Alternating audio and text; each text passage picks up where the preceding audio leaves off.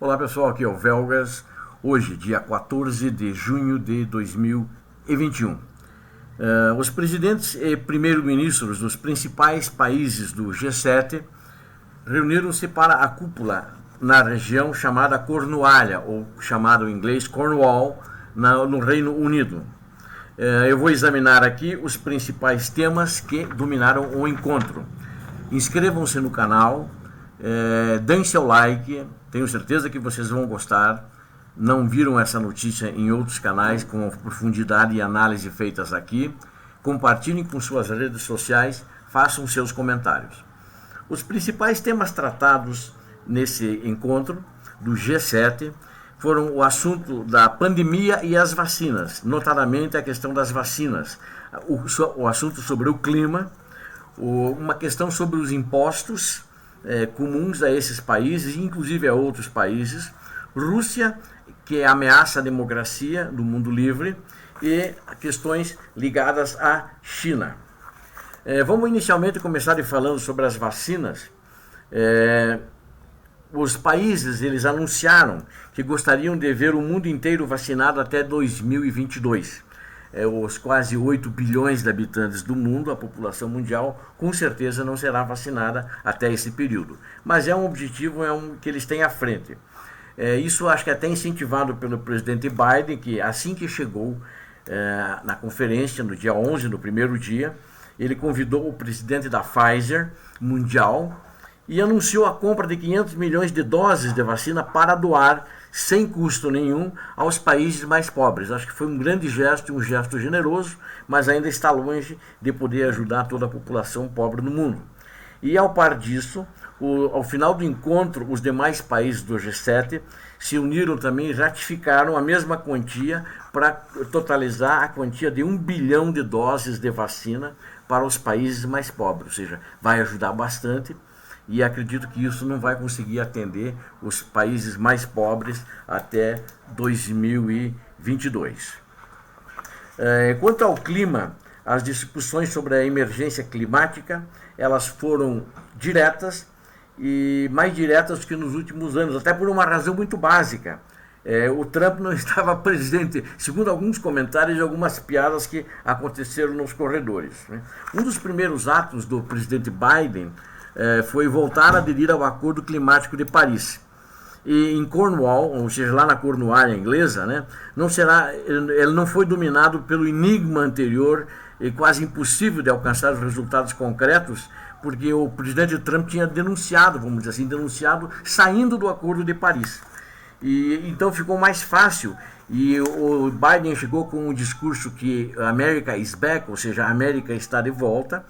E aí um padrão nessa reunião de cúpula é que conseguiram começar a se acertar sobre essa questão climática, embora que houve muitos protestos de ambientalistas, protestos de ecologistas nessa questão climática durante a cúpula, com o objetivo de focar a mente desses líderes, mas quase que esses protestos foram mantidos à distância, e que com medo eles estavam de que fossem ignorados. Mas eles sentiram a ressonância desses protestos e espera-se que agora a questão do clima ande mais rápido através do G7, através do Acordo de Paris, com a volta dos Estados Unidos à mesa do Acordo de Paris, que o pessoal queixou-se muito que o que foi acordado a última vez andou muito devagar.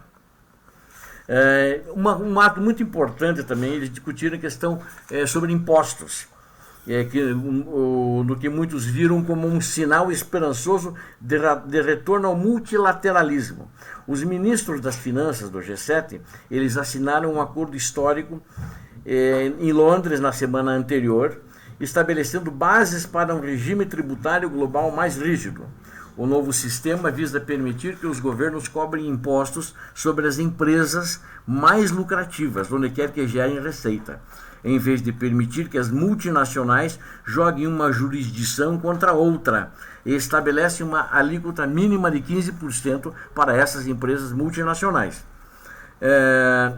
Os ativistas que estavam lá protestando dizem que esta taxa é muito baixa, de 15%. O Biden chegou com uma proposta para a mesa de negociação da cúpula de 21%.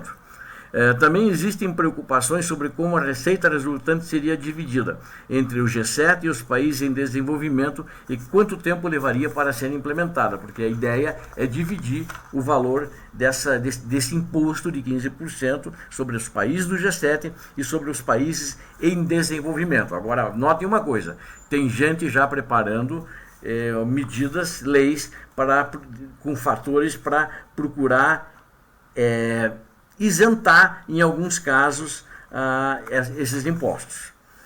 A China. A China foi um assunto também muito importante discutido.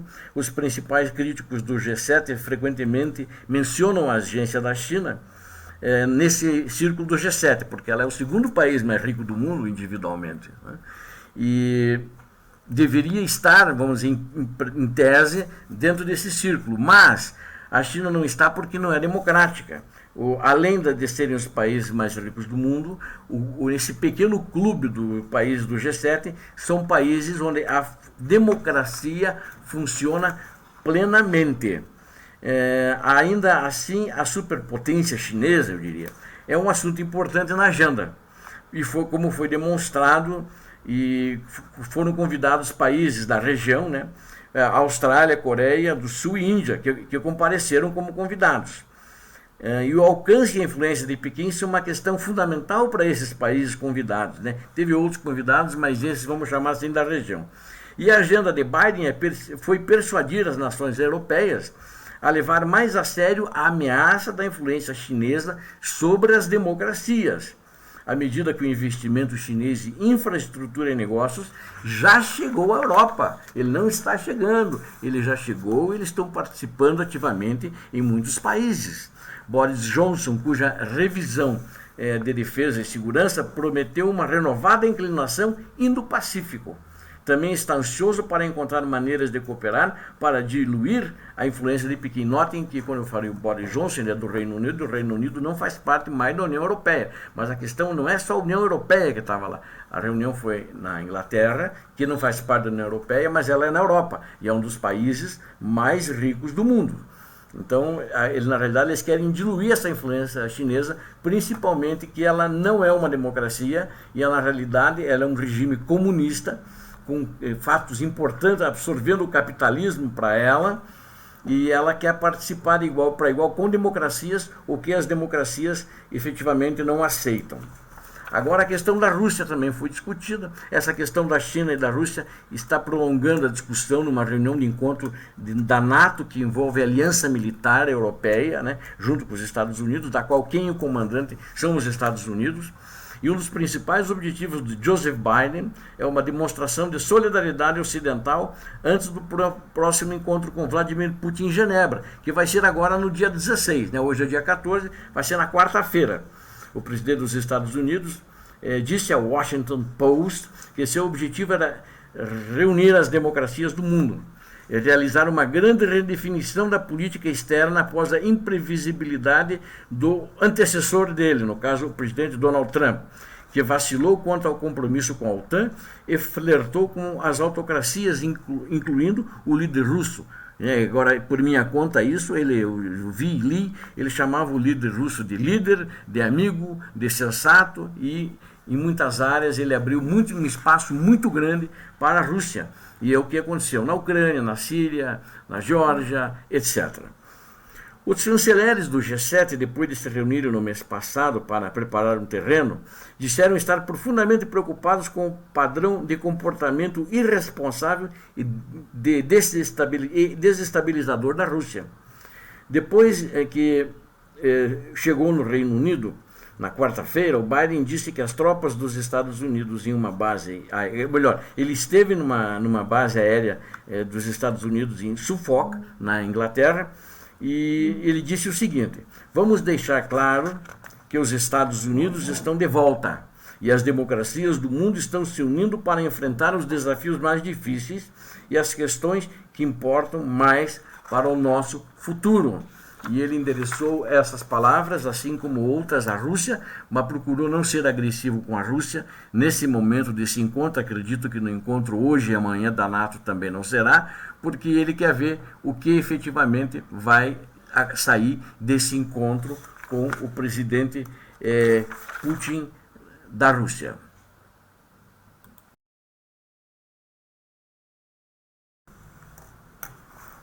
Aquela primeira fotografia, slide que vocês viram no início, é a representação dos 7 principais líderes, presidentes ou primeiro-ministros do G7, feitas em material reciclável, no local da reunião, onde aconteceu a reunião que terminou domingo agora.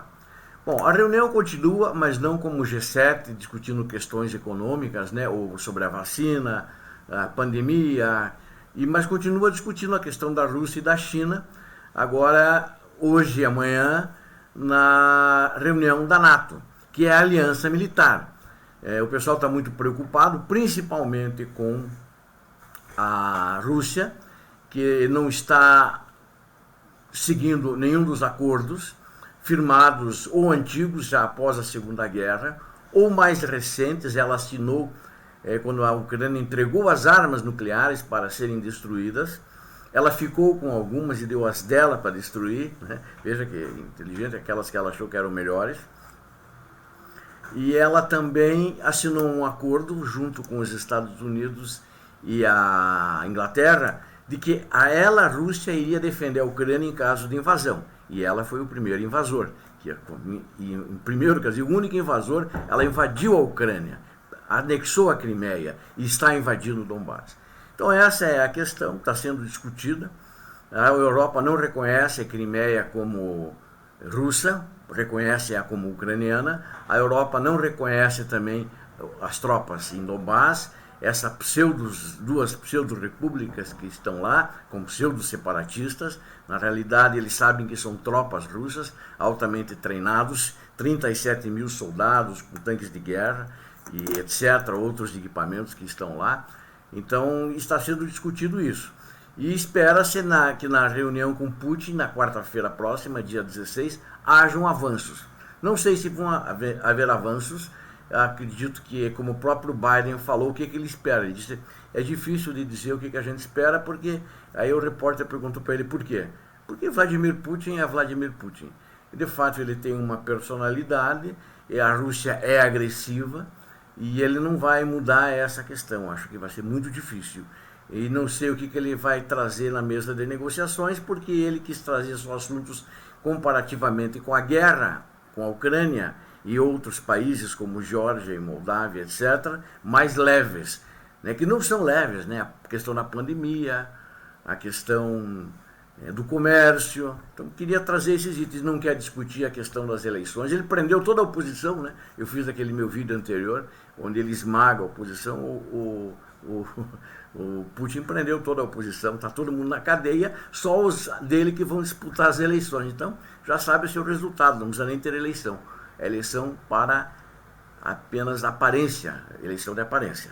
Vamos aguardar agora, então, o fim da reunião com a NATO e, principalmente, no dia 16, a reunião com Biden e Putin. Obrigado a todos, Deus abençoe a todos, inscrevam-se no canal, compartilhem com suas redes sociais. Muito obrigado a todos. Obrigado a todos que são inscritos, aqueles que assistiram também. Inscrevam-se no canal, apertem o like. Tchau.